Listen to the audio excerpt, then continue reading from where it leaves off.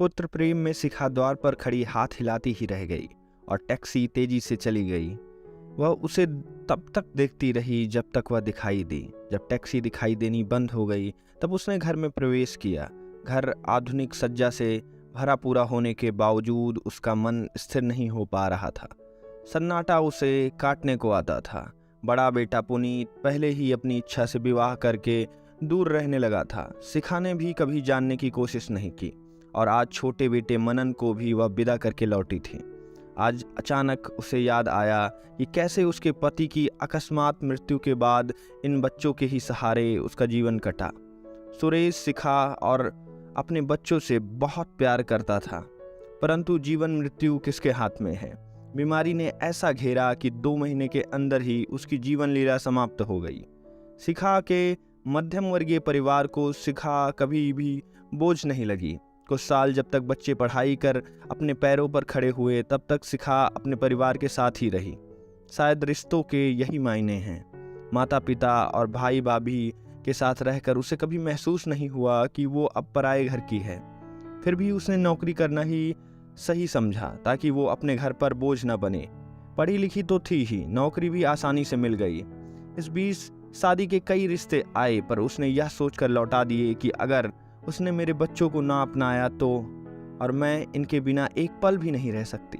यही तो उनकी आखिरी निशानी है। मैं अपने बच्चों को नहीं छोड़ सकती।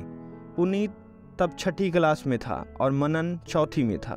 पुनीत अपनी माँ के दर्द को खूब समझता था, इसलिए मन लगाकर पढ़ता और घर में किसी को शिकायत का मौका नहीं देता। मनन चंचल था, लेकिन सभी उसे प्यार करते थे, इसलिए उसकी चंचलता को लेकर समझा देते। धीरे धीरे समय बीतने लगा। पुनीत ने कॉलेज में प्रवेश करते ही एक नौकरी ज्वाइन कर ली और मनन ने भी अपने दोस्तों के साथ मिलकर बिजनेस शुरू कर दिया। साथ ही पढ़ाई भी जारी रखी। दोनों भाइयों ने मेहनत करके एक मकान खरीद लिया और अब उसमें शिफ्ट हो गए। पुनीत की मुलाकात त्रिशरा से हुई। वह बहुत ही सुंदर, आधुनिक विचारों वाली लड़की थी। वह अपनी शर्तों पर जीना चाहती थी, इसलिए नौकरी करके स्वाधीनता पूर्वक घर से अलग रहती थी। पुनीत ने अपनी माँ को बताया कि वह उससे शादी करना चाहता है। शिखा हैरान रह गई। वह पुनीत को खुश तो देखना चाहती थी, पर वह चाहती थी कि पुनीत उस लड़की से शादी करे जो उसके मामा ने उसके लिए देखी थी। परंतु पुनीत अपनी बात से टस से मस भी न हुआ। सुरेश की कमी शिखा को बहुत खल रही थी। उसे लगा कि अगर आज सुरेश होते तो बात को संभाल लेते। वहीं त्रिशरा के घर वालों को भी यह रिश्ता पसंद न था, इसलिए दोनों ने भागकर शादी कर ली और कहीं दूर रहने लगे। पुनीत एक बार भी अपनी माँ के पास न आया, हालांकि शिखा ने उसे अपनी बहू स्वीकार कर लिया था। मनन ने अपनी माँ की नौकरी पहले ही छुड़वा दी थी। वह अपनी माँ का बहुत ख्याल रखता। जब तक वह खाना न खा लेती, खुद भी न खाता। तभी एक दिन उसे एक खत मिला। इसमें उसके नाम एक विख्यात विदेशी कंपनी का कॉल लेटर था। देखते ही शिखा के पैरों के नीचे मानो जमीन ही खिसक गई। अपने बेटे की कामयाबी पर वो खुश होना चाहती थी, पर उसे खो देने का उसे ज़्यादा डर था। अब उसे कोई रास्ता नज़र नहीं आ रहा था, इसलिए वह मनन की पैकिंग में मदद करने लगी। मनन अपनी माँ के मन का हाल जान गया था। उसका मन भी जाने को ना था, पर वह इतना सुनहरा मौका भी नहीं खोना चाहता था। उसने कहा कि माँ, वहाँ सेटल होते ही मैं तुम्हें वहीं बुला लूँगा, बस तुम अपना ख्याल रखना। 2 दिन बाद मनन का जाने का समय आ गया। जल्दी ही हाथ हिलाता मनन उसकी आंखों से ओझल हो गया। अभी वो सब कुछ सोच ही रही थी कि अचानक डोरबेल बजी। उसको जैसे कोई झटका लगा। उसने दरवाज़ा खोला। सामने उसकी माँ खड़ी थी। वह उन्हें अंदर लेकर आई और उन्हें बैठाकर खुद किचन में चाय बनाने चली गई।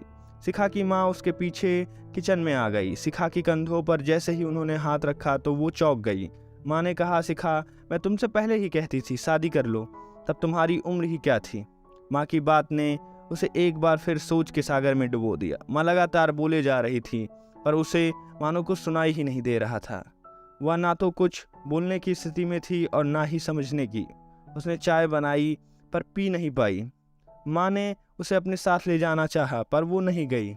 इस पर माँ उसके सिर पर हाथ रखकर चली गई। इस घटना को 5 वर्ष बीत गए। वह मनन को लगातार खत लिखती। मनन भी तुरंत ही जवाब दे देता।